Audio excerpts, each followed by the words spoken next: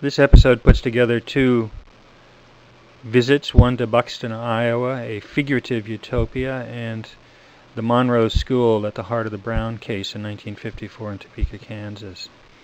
That's a remnant at Buxton, Iowa. I'm not sure it was from the community there, but it is certainly at the place where the community was.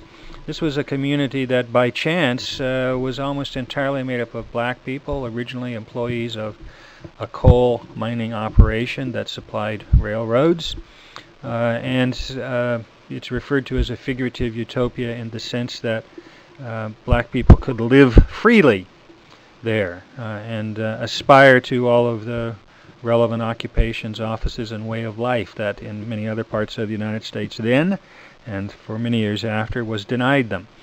And it's the beautiful part of the rolling hills of Iowa. There's not much left there. I found it thanks to the email advice of David Grunwald from Iowa State University, who's done some archaeological research there.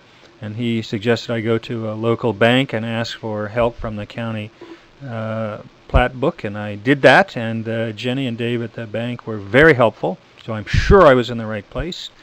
And there's nothing much there to see except the environs and what it must have been like to live there. And it looks really nice and welcoming right now in the fall, but in the winter it would have been mean country.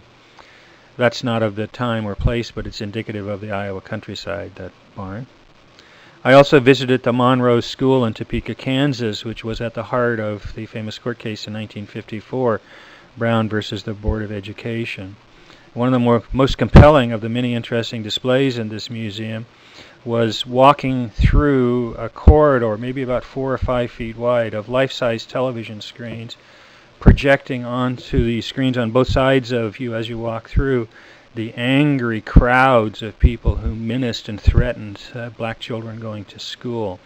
And what I noticed is that a great many of these people in these crowds, their faces distended with hatred and violence, were clutching Bibles to their hearts and shouting out phrases from the Bible. Is it any wonder that some of us are not moved by organized religion today, calling forth God to defend their hatreds? Well, that's a kind of a low note to end on, a comment about a utopian road trip, but I'm afraid it's the way I felt at the time. It was really depressing and all too current.